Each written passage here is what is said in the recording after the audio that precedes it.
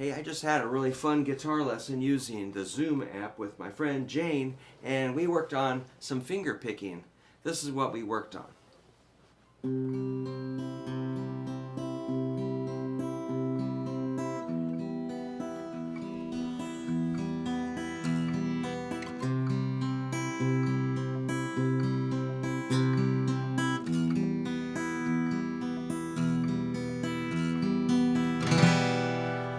We were working on two chords, E minor and C. E minor is your middle finger and ring on 2nd fret, 5th and 4th strings. And on an E minor chord, we hit all 6 strings.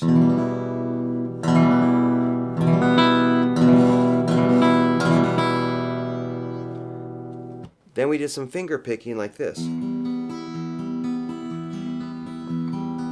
So thumb is hitting the 6th string, index is hitting the 3rd string, middle on the 2nd, ring on the 1st string.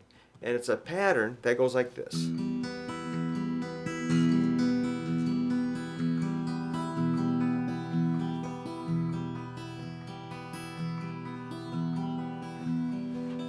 Holding the E minor chord. So you could just do this. But try to keep your fingers in place. You might see it written in tablature 0, 0, 0 and assume it's just, oh, I get to do. No, keep your hand there. Okay. Because you might hit the 5th string or 4th string.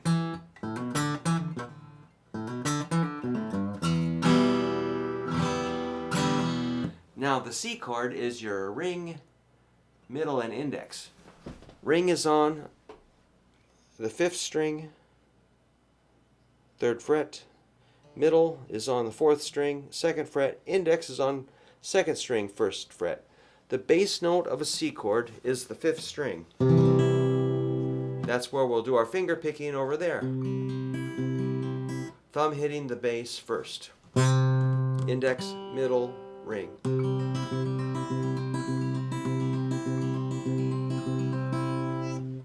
And then E minor.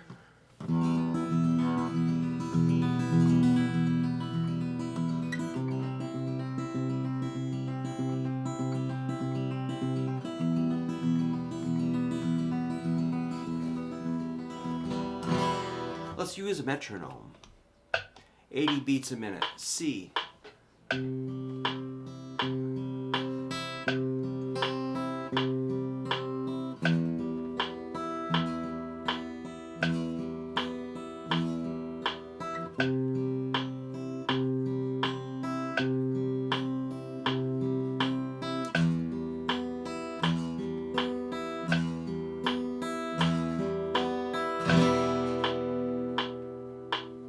Cool, that's some finger picking.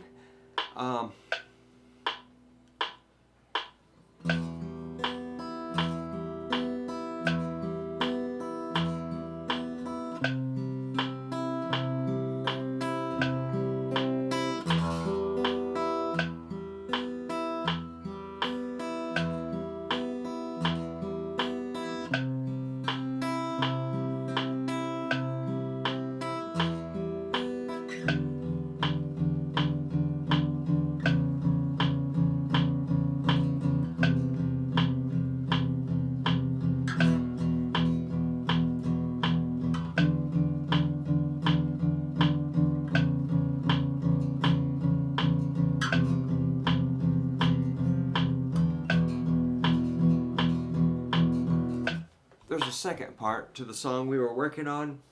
It's like a chorus where I switched to just straight 8th notes using my thumb for this finger picking business. So I'm hitting the big string, the 6th string, plus the 5th string. 5th string I'm pressing down at the 5th fret. And I'm hitting steady 8th notes, just 2 strings. Then go to the 4th fret. 3rd fret and 2nd fret. Repeat.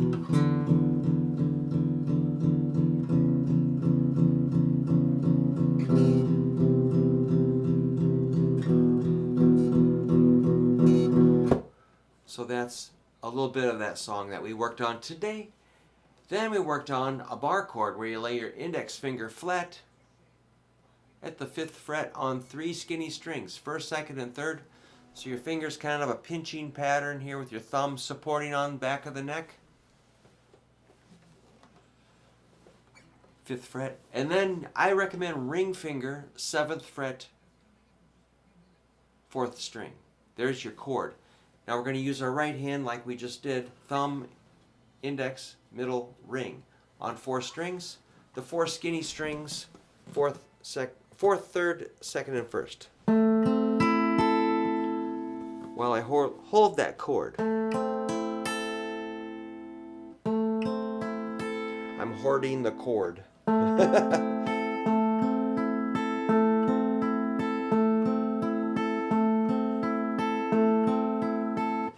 So if you've never held down a chord like that, that's a lot of pressure on your left hand.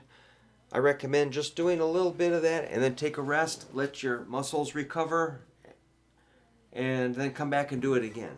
And make sure you can remember that shape. Make sure you're on the right fret, right strings, using the right fingers.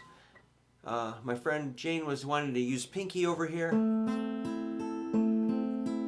I can't say that I love that, but sometimes that stretch seems too much. So I've got plenty of students that start out with their hands, you know I'm saying, like, hey, we got to do a power chord, and they're like, oh, no way, dude.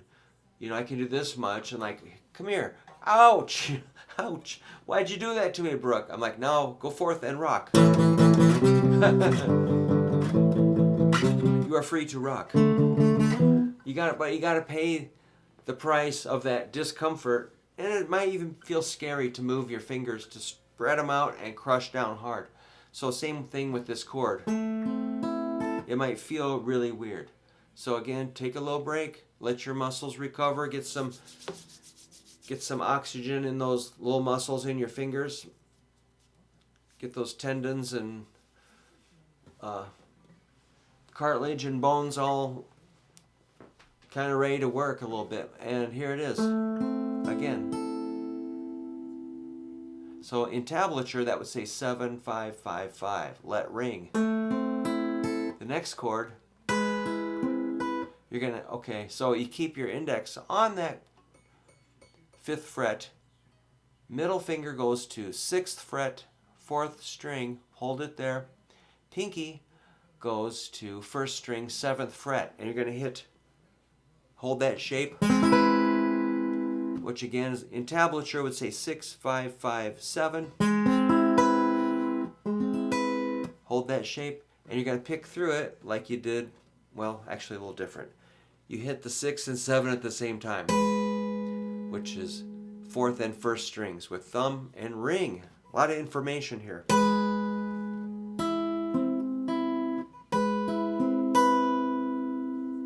So again, thumb and ring hit the 2 outer strings of that chord. Go to 2nd string with middle finger. Index hits 3rd string. Back to 2nd string, middle finger. And let your hand cool off. Because if you hold it in one spot for too long, your bones will really hurt. So we'll build you up to this slowly. And the rest you get when you're doing the song is going to be... When I jump down there is when my hand kind of got a breath of...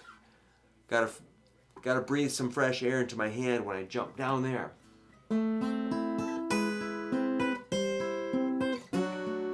That was your break. That's your rest period. So you get these little rest periods between chords. That's where you kind of recover. So there's your first chord, 2nd chord, 3rd chord, which is 5, 5, 5, 8. Index at 5, 4th string, 3rd string, 2nd string, 1st string. Pinky is on 1st string, 8th fret. So again, that's a 5, 5, 5, 8. So from the beginning, oops, there we go.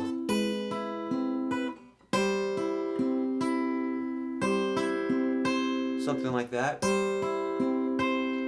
There's the first 3 chords of that song. What's kind of fun about it is this note goes. 4th string goes 7, 6, 5. So you can study that. That's a very common pattern in popular music. It is going to be going down one more and one more. So that is totally true. 7, 6, 5, 4, 3 will be in that whole chord sequence. And then the first string would be 5, 7, 8. They're happening at the same time. They're like opposite direction. Then you've got and so that note keeps going down in the chords. We'll get around to that later. Let me know how you're doing with this. I don't want to get too far ahead, but I just want to give you an idea where that's headed. And just work on that right hand as far as finger picking. Make sure you got your chords under control. A metronome, I know most of us are drifting away from the metronome. It's the goal is to be able to play this with like a drummer or anything you're doing. As far as, free time is when you're just learning it. It's going to be speeding up and slowing down, but eventually you want to settle on a tempo and lock it in and be really steady. It's going to be one of the major concepts that will make the difference in how you sound is timing. Okay, cool. Thanks for hanging out. If you haven't subscribed, go ahead and do that, and let me know if you have any feedback or ideas or questions. See ya.